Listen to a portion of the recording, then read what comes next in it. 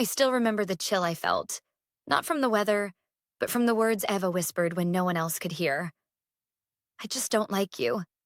Simple, sharp, deadly. It was the last thing I expected from a manager who was supposed to be my mentor. My name is Lisa, and at 34, I was finally where I thought I wanted to be. An assistant manager at one of the most popular lifestyle stores in the city. The pay was great, the location was perfect, and I had worked hard to earn this position. When I started, I felt proud walking through those doors every morning. That pride didn't last long. Eva was the manager I trained under, a woman with 5 years of experience in the company, someone everyone respected or feared.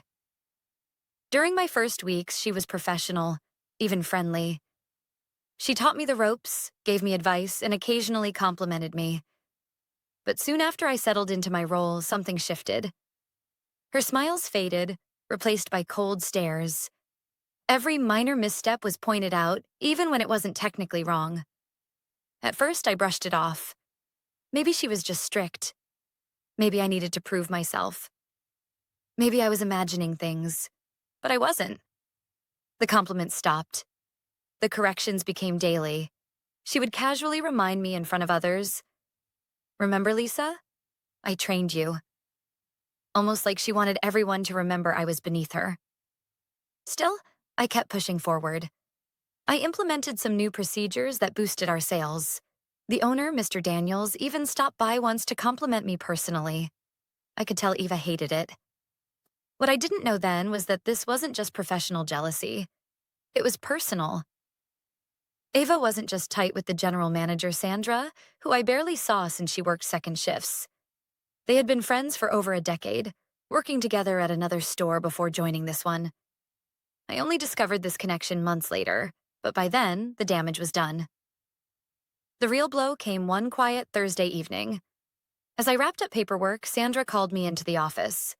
Her words were delivered with fake sympathy, but cut like knives. "Lisa, I don't think this is working out."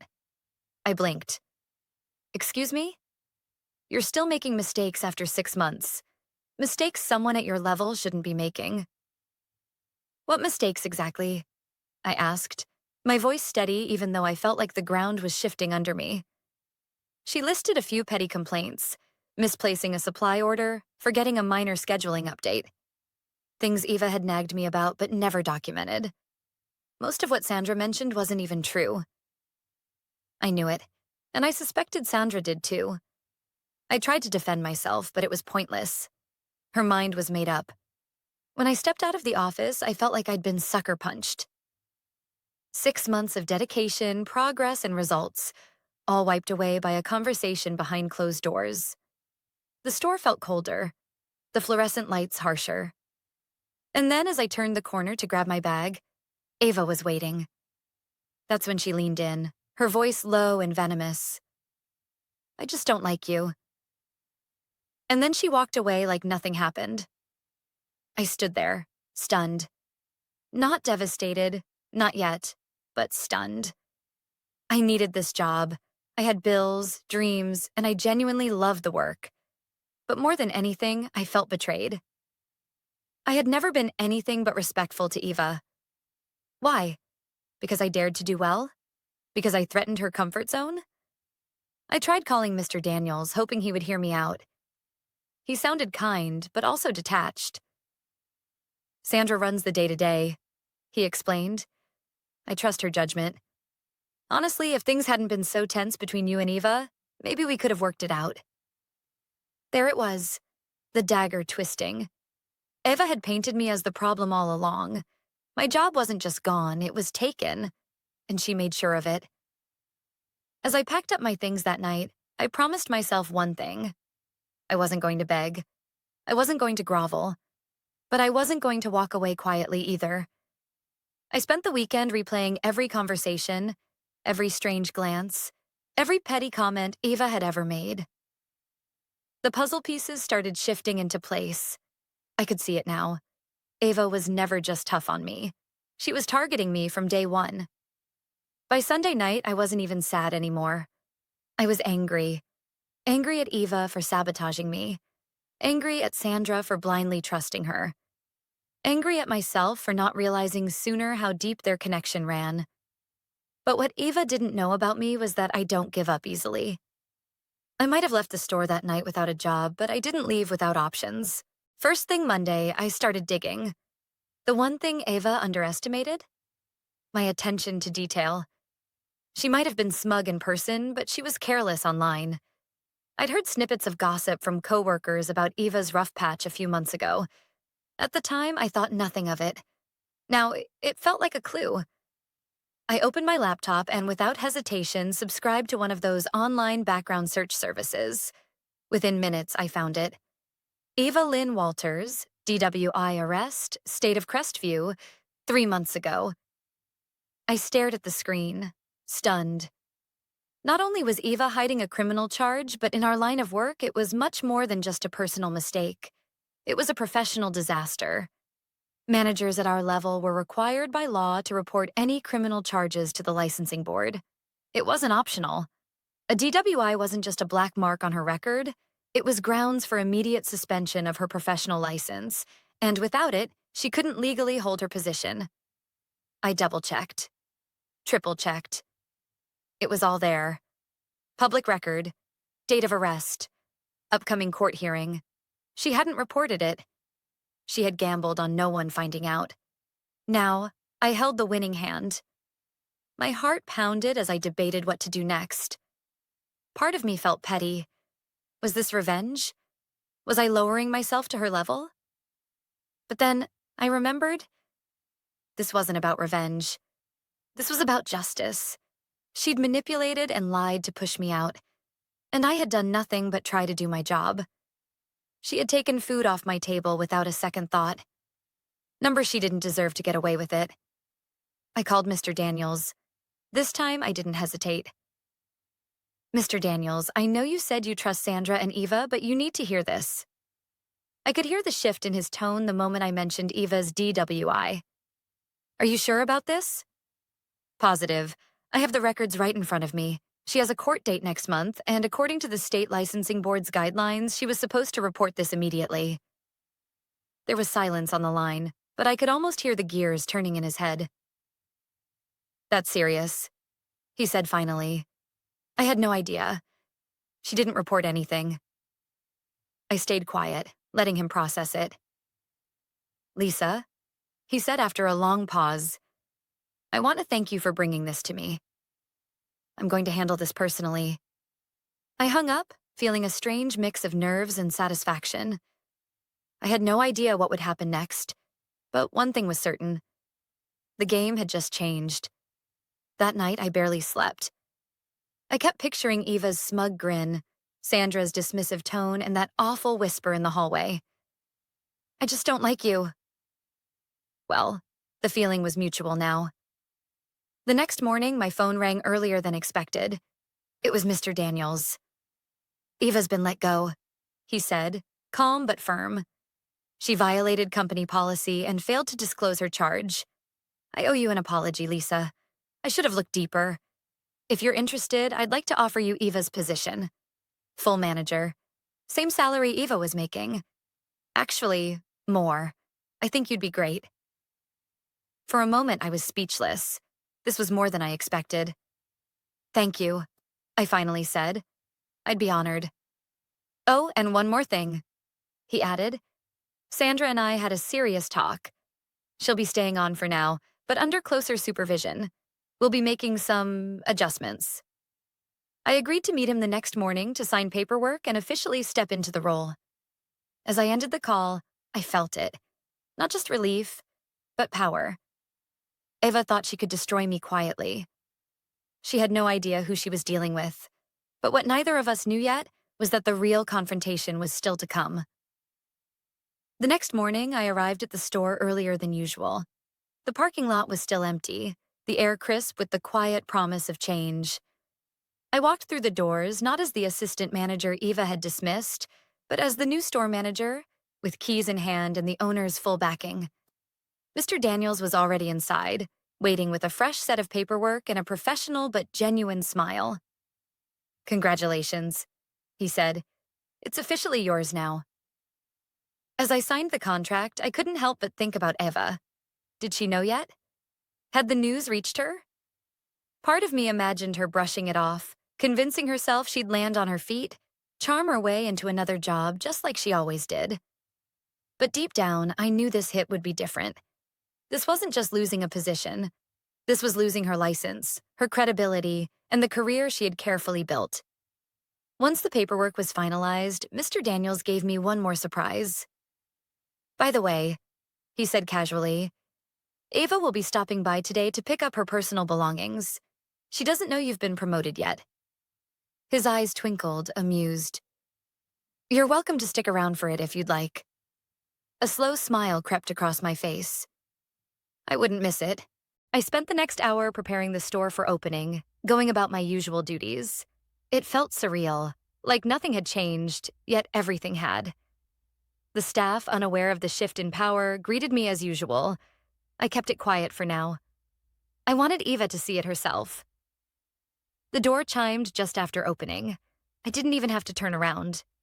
I recognized her sharp heels clicking against the tile before I saw her. When I finally faced her, Eva's expression froze mid-step. Her usual confidence faltered as her eyes flicked from me to the store keys clipped to my belt, to the stack of manager files sitting on my desk. "What are you doing here?" she asked, her voice low but sharp. I shrugged, keeping my tone light. "Working." I paused just long enough for the weight to hit. "As the new store manager." The color drained from her face. "That's not possible." I didn't have to say much. The panic in her eyes said it all. She understood immediately. Whatever version of events she had spun for Sandra, or even for herself, unraveled in an instant. And it was delicious. Ava looked around like she was searching for backup, but the store was quiet. No Sandra. No allies. Just me. "I don't know what you think you did," she hissed, stepping closer. "But you won't last. You're not like me." I met her gaze without flinching. "You're right," I replied. "I'm not like you." She stood there, fists clenched, lips pressed tight. I could almost see her calculating how to spin this. To me, to Mr. Daniels, to whoever would listen. But she had nothing. Not this time. "Your things are in the office," I said calmly. "You'll want to grab them before your court date, I imagine." Her head snapped toward me. "What did you just say?" "Oh," I said, tilting my head as if I'd almost forgotten. "Good luck on the 14th. The date of her court hearing. For a moment, I thought she might actually explode right there in the middle of the store. But instead, she just swallowed hard, turned on her heel, and stormed into the office. When she reemerged moments later, carrying a box of her belongings, she avoided my eyes completely. I didn't gloat. I didn't need to. The satisfaction wasn't in humiliating her. It was in knowing that I had played by the rules, while she had tried to cheat them and lost. As she walked out the door, I couldn't resist one final comment. "Ava," I called softly. She turned slightly, enough for me to see the resentment burning behind her forced composure. "Thanks for the training," I said. "It came in handy." And just like that, she was gone. For the first time in months, the store felt warm again. Bright. Like mine. Not just the building, but the people, the energy, the future. I wasn't just filling Eva's shoes. I was rewriting the story she had tried to control. And I wasn't done yet. Because as I'd soon discover, Ava wasn't the only one who had secrets. The days following Eva's exit were quieter than I expected. But the silence felt loaded, like the calm before a storm. On the surface, everything seemed to fall into place. I slipped into my new role seamlessly. Staff adapted quickly, sales kept steady, and even Sandra, who barely acknowledged me before, now kept things professional. Yet, beneath that smooth surface, I could sense tension, subtle and unsettling. Word of Eva's firing spread fast, as gossip always does. Some employees were shocked, others less so. A few even whispered that they always knew something was off, but never dared to say it. I let the rumors circulate without confirming or denying anything. I had no interest in fueling the drama. After all, I had a store to run. But the quiet didn't last. Late one afternoon, as I was finalizing inventory reports, Sandra knocked lightly on my office door. For someone who used to treat me like I was invisible, she suddenly seemed eager for a conversation. "Mind if I come in?" she asked. I gestured toward the chair across from me. "Of course." She sat, fidgeting with the strap of her handbag. "Look, I just wanted to check in. I know things have been unusual lately." I nodded, letting her talk.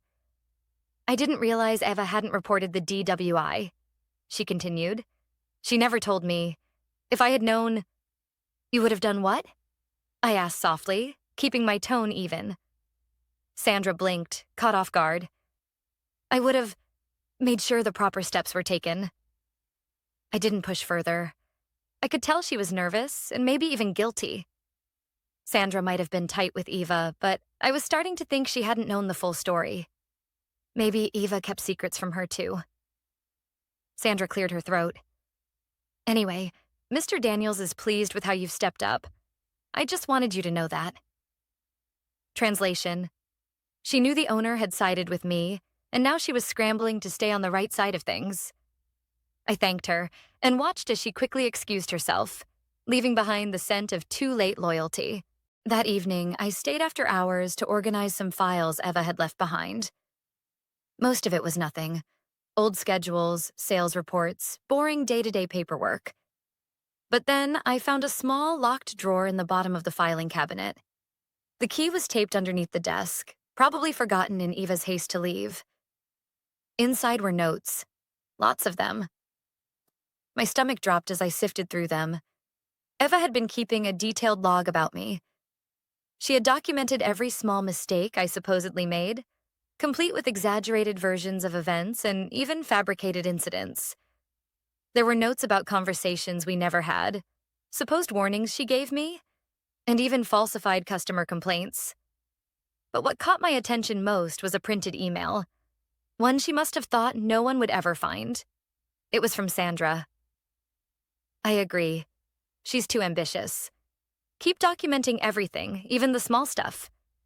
Mr. Daniels trusts my judgment, and if we show her as a problem, we can make sure she doesn't last." The date on the email was 2 months before I was fired. I stared at the paper, my pulse pounding. I had known Eva wanted me out. But Sandra? The one who just sat in my office pretending to be supportive? The one who was now acting like she had no idea Eva had been manipulating things? They were in it together. The betrayal stung more than I expected.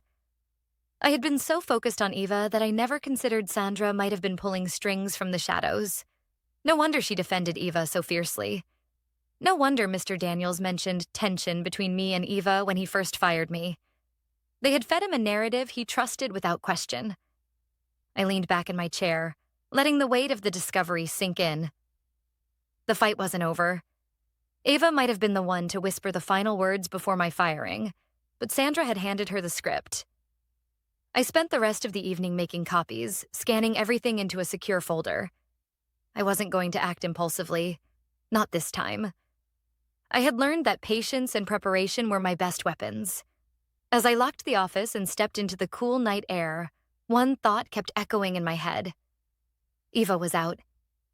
But Sandra? Sandra was still sitting comfortably in her position. For now. For the next few weeks, I played my part perfectly.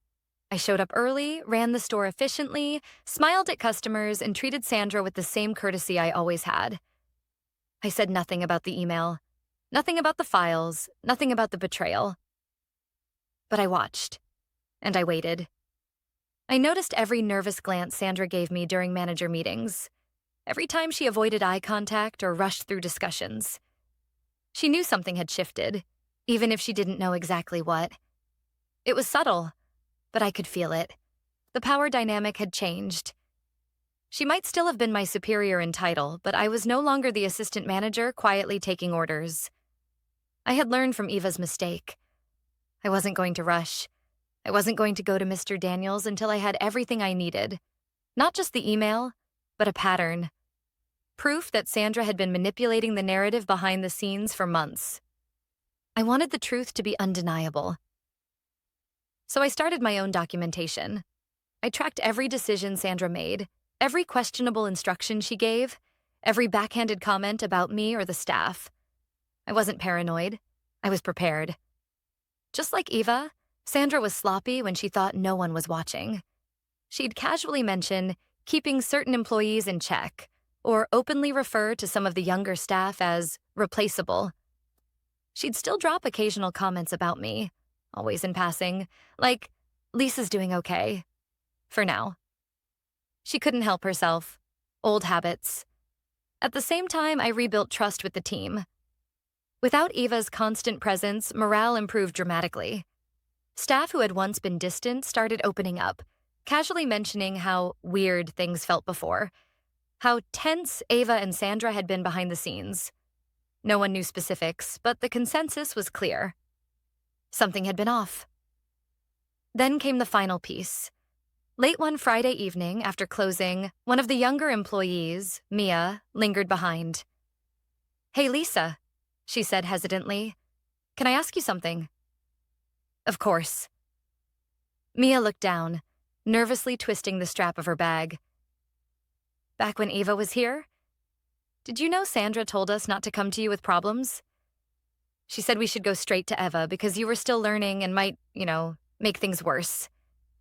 My jaw tightened, but I kept my expression neutral. "She said that?" Mia nodded. I didn't think it was right, but... Well, Eva scared most of us. I thanked her and told her she did nothing wrong. Inside, though, I felt the final click of the puzzle falling into place. It wasn't just me Sandra had sabotaged. It was the entire staff. She and Eva had isolated me deliberately, cutting me off from the very team I was supposed to lead, creating a false image of incompetence. The next morning, I scheduled a meeting with Mr. Daniels. I showed up with a neatly organized folder, emails, notes, employee statements, and my own logs detailing Sandra's behavior. I didn't go in angry. I went in professional, calm, and ready. I laid it all out for him, methodically, just like I had learned to do when dealing with Eva. Mr. Daniels read in silence, occasionally glancing up with furrowed brows. When he finished, he leaned back in his chair, rubbing his temples. "I trusted Sandra," he said quietly. "She's been with me for years." I didn't say anything. I knew he needed a moment. After a long pause, he looked up at me. "Thank you for showing me this, Lisa. I had no idea it ran this deep." I nodded. "I understand, sir. I just thought you deserved to know." He exhaled sharply. "She'll be dealt with immediately." I left his office that day knowing the storm was about to break. But this time, I wasn't the one caught in it. By Monday morning, the whispers had already started. The staff noticed Sandra's empty office. People exchanged glances, murmuring, wondering. By lunchtime, the truth was out. Sandra had been placed on immediate suspension pending further investigation. I didn't gloat. I simply kept working, knowing that for once, I wasn't the one walking on eggshells. But deep down, I knew this wasn't over just yet. Because Eva was out. Sandra was about to be out. And I still had one more thing to do. By the end of the week, Sandra was officially gone. Mr. Daniels sent out a carefully worded company-wide email citing policy violations and unprofessional conduct, without going into detail. But everyone knew. The gossip spread like wildfire. And just like that, the two women who had tried so hard to destroy me were out of the picture. I thought I would feel triumphant, but instead I just felt free. The weight that had pressed on my shoulders for months had lifted. The store felt lighter. The team worked together more smoothly. For the first time since I started, there was no tension, no walking on eggshells. I didn't tell anyone about the details. Not about Eva's DWI. Not about the email from Sandra. I didn't have to. The results spoke for themselves. Staff were happy, customers noticed the positive energy, and even Mr. Daniels visited more often, casually mentioning how impressed he was with the store's progress. "You've turned this place around," he told me during one visit. I should have seen things more clearly back then. I gave a modest smile but didn't rub it in. I didn't need to. The truth had already done all the talking. A few weeks later, it happened. I was in the back room preparing for the seasonal sale when I heard the front door chime. I wasn't expecting any deliveries or appointments. When I stepped out to the floor, I froze. Ava was standing at the counter, clutching a folder to her chest, looking like she hadn't slept in days. Her eyes widened when she saw me. Standing behind the register, clipboard in hand, name tag now reading Store Manager. I could see the panic ripple through her as the reality hit. "You," she whispered. "Me," I replied, calm as ever. Eva swallowed hard, glancing around as if hoping someone else might swoop in and rescue her. "I need to speak with Mr. Daniels," she stammered. "He's not here," I said. "And I don't think he'll be taking meetings today." I deserve a second chance," she said, voice shaking. "It was just a mistake, Lisa. You don't understand." "I understand perfectly," I said, cutting her off. "I understand you tried to end my career over personal jealousy.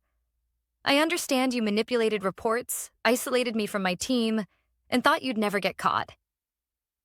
Ava's mouth opened, but no words came. I stepped closer, lowering my voice just enough so only she could hear. "And I understand that you're the only one responsible for where you are now." She stared at me, blinking rapidly, then turned and hurried out of the store without another word. The door closed softly behind her. No dramatic outburst. No threats. Just quiet defeat. I stood there for a moment, letting it sink in. It wasn't about revenge anymore. It wasn't even about Eva or Sandra. It was about me. About how I had stood up piece by piece to people who underestimated me, who thought they could tear me down without consequences. And I didn't crumble. I prepared. I waited. And when the time came, I acted, not out of spite, but out of self-respect. In the weeks that followed, life returned to normal, or better than normal. The store thrived. Staff who had once been timid now spoke up with ideas and suggestions. We even broke a monthly sales record. Mr. Daniels officially named me regional manager, a title that would have gone to Sandra if things had played out differently. Mia, the young employee who had confided in me, pulled me aside after the announcement. "Thanks for standing up," she said. "Not just for yourself, for all of us." I smiled. "Sometimes," I told her, "the best revenge is simply doing better than they ever expected." She grinned. "And doing it quietly." Exactly. Months passed, and occasionally I'd hear a rumor about Eva. Struggling to find work, her license still under review. As for Sandra, she'd quietly disappeared from the industry altogether. But I didn't waste time thinking about them. Instead, I focused on what mattered. Leading my team, growing the store, and knowing deep down that I'd earned every bit of it. Not because I'd stooped to their level, but because I had stayed standing when they tried to knock me down. And that, I realized, was the real victory.